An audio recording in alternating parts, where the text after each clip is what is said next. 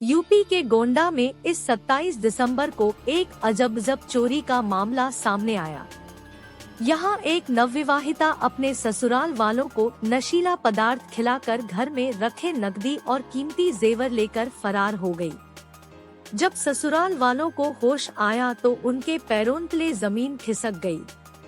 उन्होंने फौरन पुलिस में इसकी शिकायत दर्ज कराई। बाद में पुलिस ने आरोपी नवविवाहिता को अपनी गिरफ्त में ले लिया। उसके साथ 4 अन्य लोगों को भी गिरफ्तार कर लिया गया। मामला कुछ ऐसा हुआ कि खरगुपुर थाना क्षेत्र के निवासी बृजभूषण पांडे की शादी नहीं हो रही थी। तब जोखू नाम के एक बिचौलिए ने लखीमपुर खीरी की शिवानी उर्फ गोमती देवी नाम की युवती से बीते 17 दिसंबर को धूमधाम से उसकी शादी करा दी। 21 दिसंबर को शादी वाले घर पर कुछ रीति रिवाजों से जुड़े कार्यक्रमों का आयोजन किया गया था। इस कार्यक्रम में नवविवाहिता शिवानी का तथाकथित भाई और दूसरे साथी भी शामिल हुए। अगली रात शिवानी ने अपने पति और उसके परिजनों को खाने में नशीला पदार्थ खिलाकर बेहोश कर दिया। फिर अपने साथियों के साथ मिलकर शादी का सामान और लाखों रुपए के जेवर लेकर फरार हो गई। बाद में पुलिस ने लुटेरी दुल्हन समेत उसके साथियों को गिरफ्तार कर लिया। आरोपियों के पास लूटे गए लाखों रुपए के जेवरात, घर के सामान और 350 टेबलेट नशीली गोलियां व एक मोबाइल फोन बरामद हुआ। इन ठगों ने पूछताछ में स्वीकार किया कि उनका एक संगठित गिरोह है जो रुपयों के लिए तरह-तरह के तरीके अपनाकर ऐसी घटनाओं को अंजाम दिया करते हैं। नवंबर 2023 में भी कानपुर पुलिस ने ऐसी ही एक लुटेरी दुल्हन को गिरफ्तार किया था।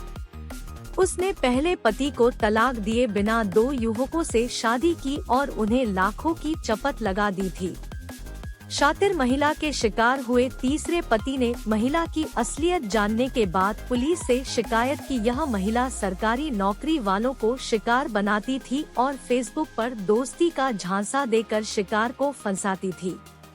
वह सरकारी नौकरी वाले युवकों को प्रेमजाल में फंसाने के बाद उनसे शादी करती थी और शादी के बाद लूट का खेल शुरू होता था। शादी के कुछ समय बाद वह अपने पति से पहले लाखों रुपयों की डिमांड करती थी।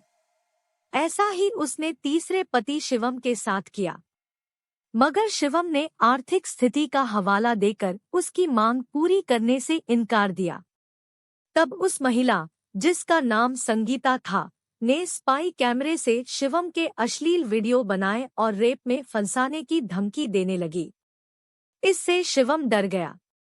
शिवम को पता चला कि संगीता पहले भी कुछ लोगों को शिकार बना चुकी है।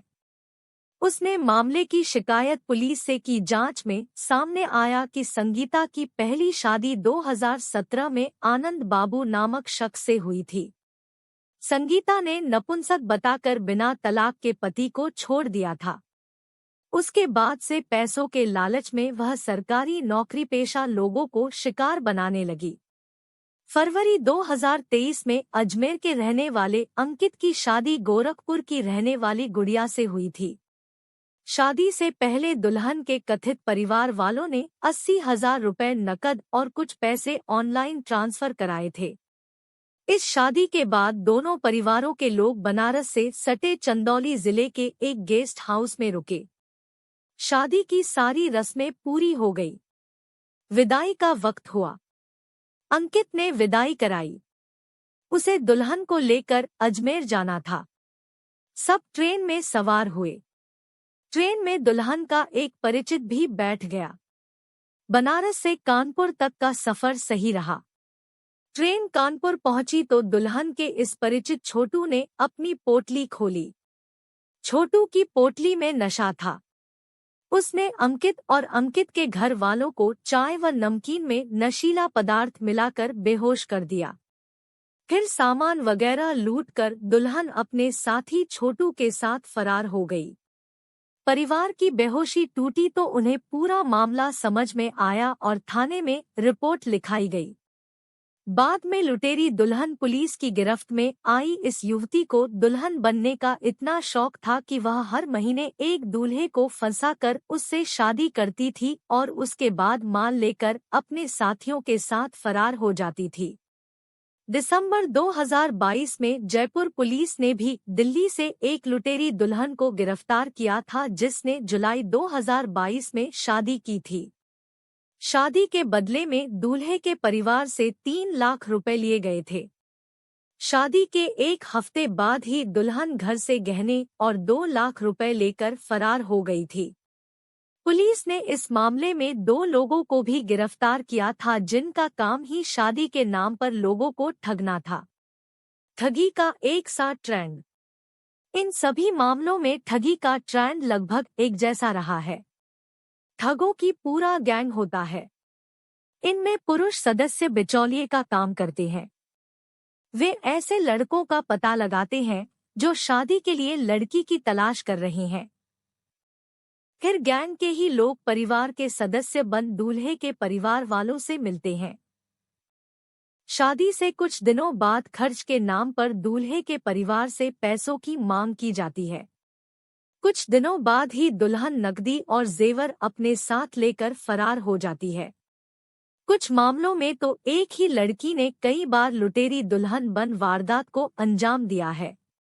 कई बार शादी वाले दिन ही जेवर लेकर दुल्हन भाग जाती है।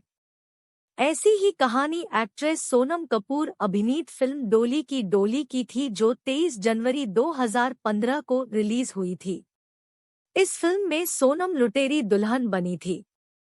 फिल्म में सोनम एक ऐसी लुटेरी दुल्हन के किरदार में नजर आई जो पैसों के लिए शादी करती है और फिर लड़के को धोखा दे देती है। सोनम ने फिल्म में एक छोटे शहर की लड़की का किरदार निभाया था जिसके सपने बड़े थे। कुछ समय बाद वह दिल्ली आ जाती है और यहीं से पैसों के लिए लड़कों को ठगते हुए लुटेरी दुल्हन बन जाती है। सतर्कता है जरूरी। शादी ब्याह ऐसा मामला है जिसमें 2 परिवार मिलते हैं। उनके बीच हमेशा के लिए एक रिश्ता बन जाता है। इस रिश्ते की डोर सोच समझ कर ही किसी के हाथों में देनी चाहिए। अचानक कभी इतने बड़े फैसले नहीं लेने चाहिए, खासकर जब सामने वाला